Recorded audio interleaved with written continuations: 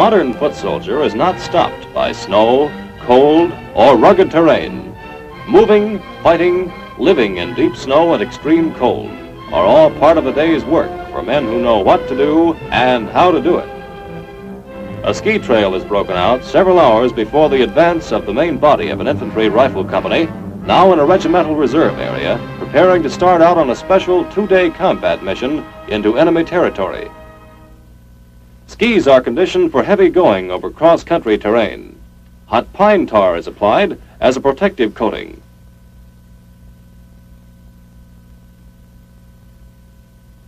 Care is taken in loading the Accio, which is used for carrying equipment over snow and ice as the company prepares to make itself self-sufficient on the march.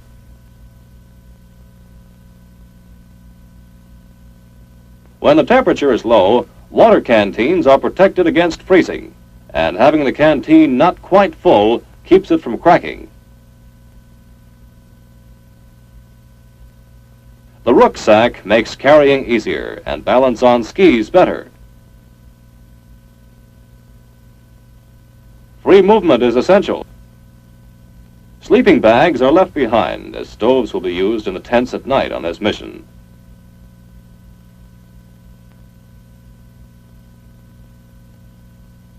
Extra ski tips are taken for emergency. Oil is wiped off all metal parts as oil freezes in extreme cold and causes sluggish gun action and stoppages.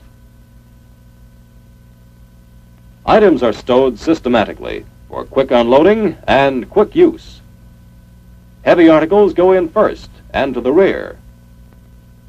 Lighter ones go on top. The Accio is a type of toboggan with rounded shallow bottom gives great mobility. Loads are covered and lashed.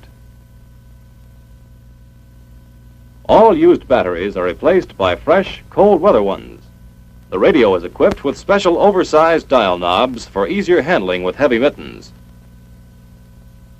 Men are spared as much exertion as possible. Over snow vehicles will tow a sled carrying loaded Accios for part of the march.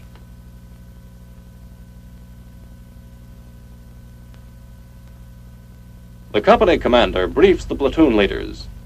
The mission is a surprise attack behind enemy lines. The company will bivouac tonight well beyond our own regimental outpost, then night march to reach the enemy station at daylight, destroy it, and return to this base safe. Course plot with estimated azimuths and distances is prepared before starting.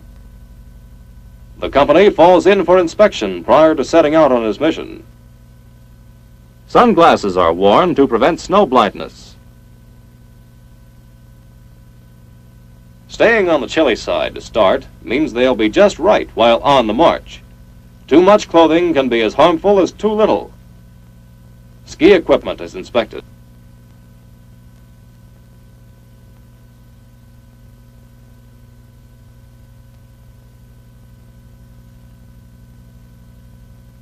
Trails are well marked in the reserve area. The going is good, but several hours ahead of the company, the trail breakers leading the way to the enemy outpost have their job cut out for them.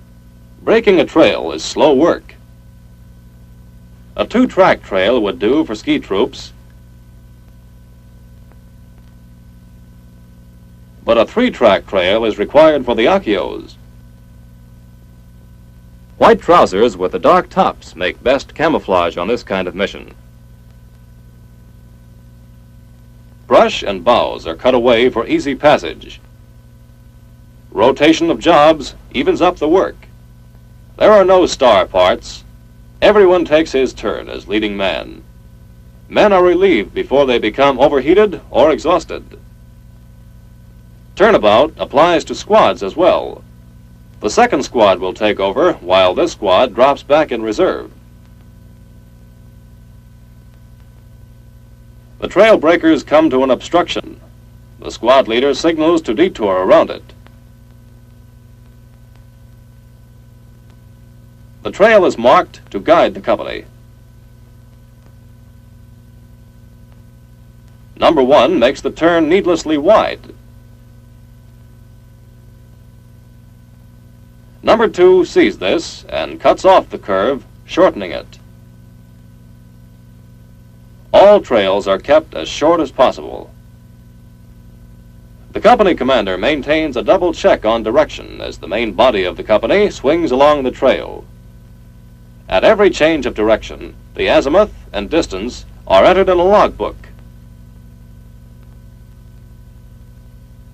Trail breakers are responsible for maintaining direction of march and log of march. In extreme cold, the dry compass gives best results. The liquid-filled may have sluggish action.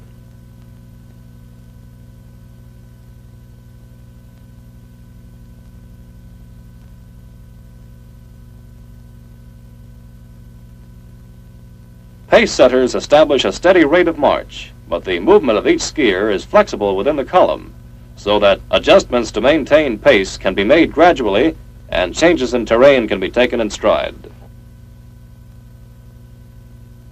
Even in extreme cold, when we exercise, we sweat. Expected. Excessive perspiration in very cold air brings on chill and frostbite. Guard against it. Controlled ventilation of garments helps. But remember to button up, even when the column stops for only a short rest halt.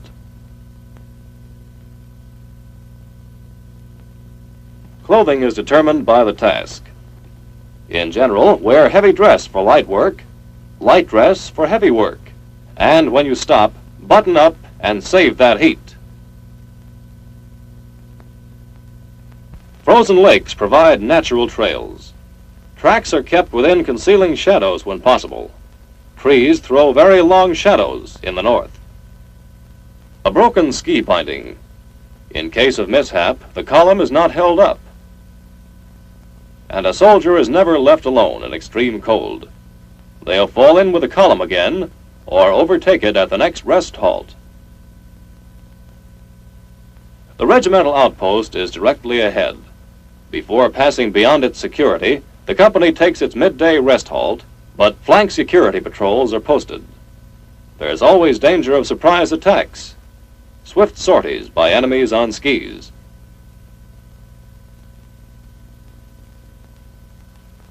Parkas are put on to keep from chilling. Skis are wiped off before snow freezes on them. In cold and snow, the individual carries great personal responsibility. Skiers check each other for frostbite. Cheeks, nose, ears, all extremities are vulnerable. Frostbite doesn't always ring the bell before it drops in. Unless someone tells us, first awareness of frostbite may be when we stop feeling the sting of the cold wind. Never use snow on frostbite. Thaw it out slowly by the heat of your hands. Never rub. If hands are frostbitten, thaw them out under the armpits. Sip water. Don't gulp it when tired or overheated. Hot chow and hot coffee, brought up from the base. Insulated containers hold food hot for 12 hours or more, even in coldest weather. Hot food on a cold march builds morale.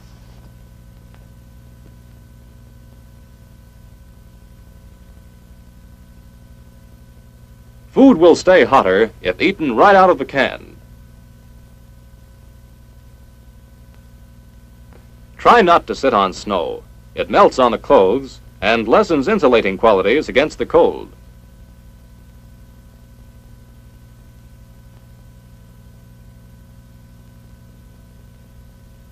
This is as far as the weasels go. From here on, everything must be man-drawn or man-carried.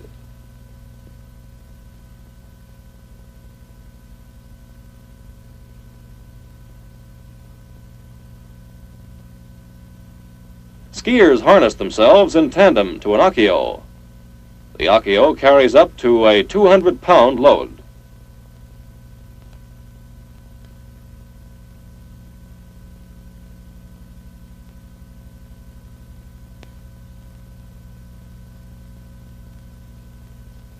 The regimental outpost. The company now will be on its own.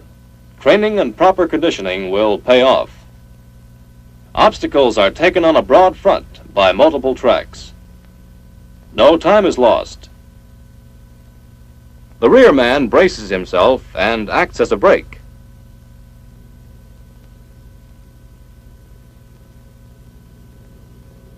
Enemy plane overhead. Keep heads down. Don't move. This rule holds for the full company or for the smaller trail breaking squads. All clear again. Our trail breakers come to a frozen stream. Frozen streams often have overflows of water, even in coldest weather. The ice cracks, water underneath seeps up, and is prevented from freezing by the blanket of snow. If a quick detour is possible, it is made. If not, a bridge is laid on the ice to prevent wet feet and frozen skis. Work is started on the needed bridge.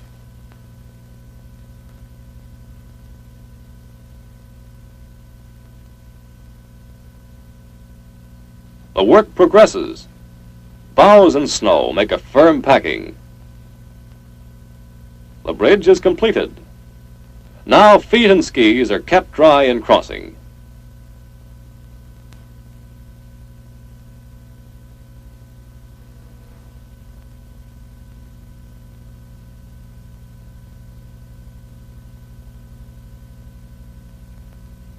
The platoon leader takes the azimuth for the last leg of the afternoon march before coming into the bivouac area.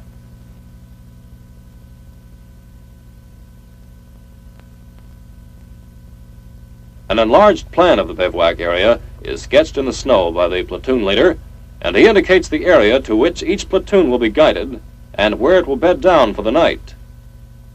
Bivouacs in cold and snow call for level ground above the intensely frigid valley, protected from the wind and with good tree cover. Platoons set up inner perimeter security. Much care is required in placing guns. Because more time is needed to make emergency changes, boughs help make a firm base. Thick snow will stop most bullets, muffle the effect of shell bursts. The NCO indicates that the machine gun position be changed to use protection of nearby snowbank.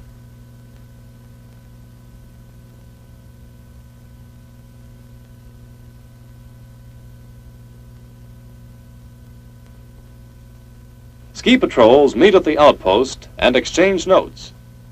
They will shuttle back and forth over their positions of the outer perimeter.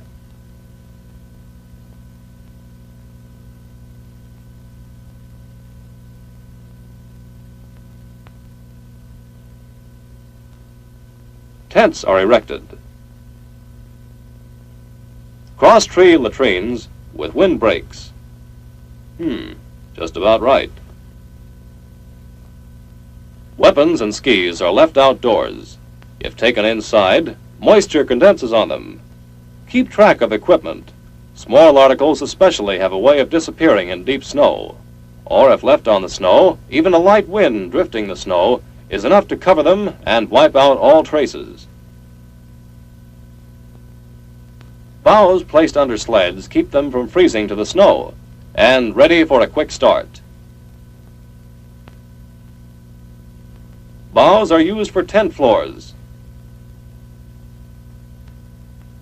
Firewood for stoves.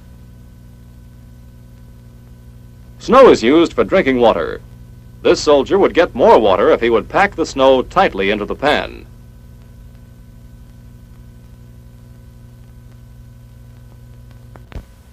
Using wood for fuel saves lugging along gasoline on the march.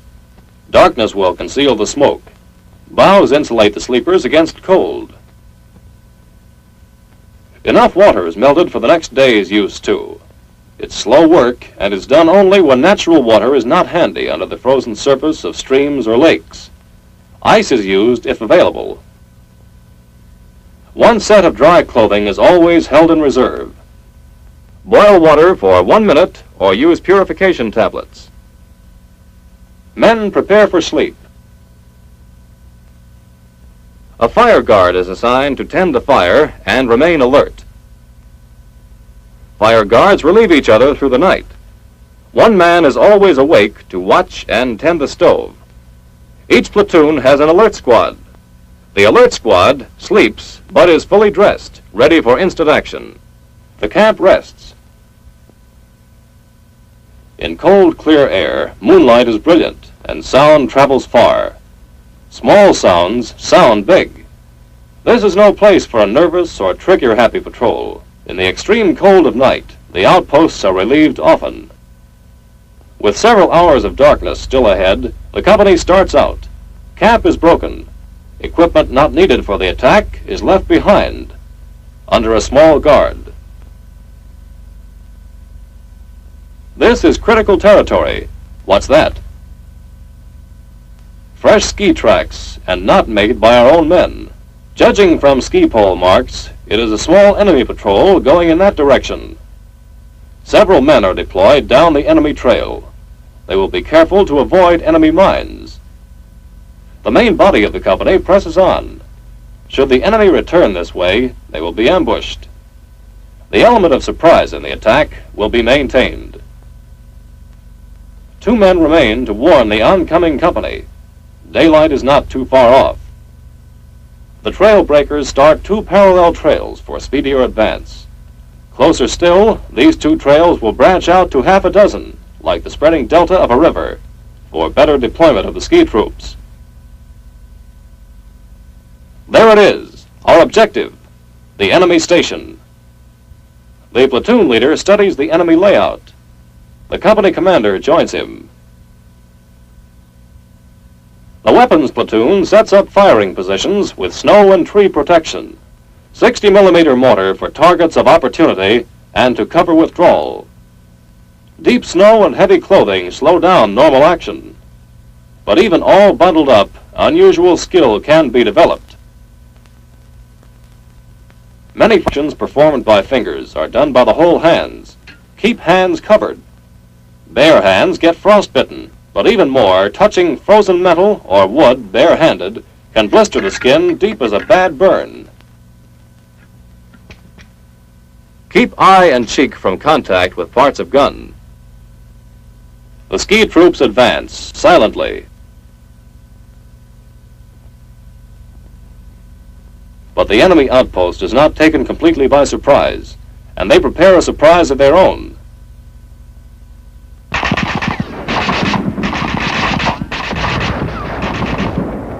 One of our men is hit. The medical aid man is signaled. The assault platoon moves in faster for the attack. The wounded man is given prompt evacuation. Unless the wound needs immediate attention, the one thought is to get the man out of that spot.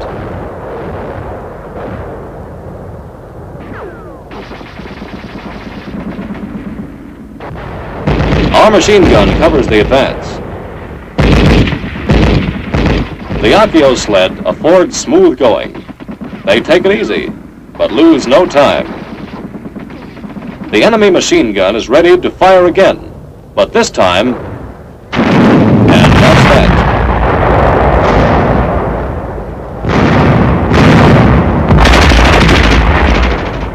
Short work is made of the enemy supply shack. Snow doesn't stop incendiaries employing magnesium. Melting snow can help to spread the blaze. The objective has been reached, the enemy station destroyed. But the mission is not yet completed. Equally vital is the safe return of our company. Skis make for a swift withdrawal. When left in this reversed position, the skier steps into skis headed directly for the rear assembly area. Withdrawal has been carefully planned, orderly executed. Nothing is left to chance. The multiple trails bring the ski troops swiftly to the single trail again, the home trail. They pick up speed, but march discipline and pace are maintained. Anti-personnel mines form one more surprise package for the enemy. The ski smooths out the snow, concealing the mine's hiding place. Mines add security as the company returns swiftly to last night's bivouac area, picking up the supply guard left there on the advance. Close formation is maintained. Danger is still present. The enemy might try to cut into our column, slice it up, destroy it piecemeal. There is always that possibility in skiing country. The company cannot consider itself out of danger until it has retraced its trail, reached the regimental outpost, and passed through it into the reserve area.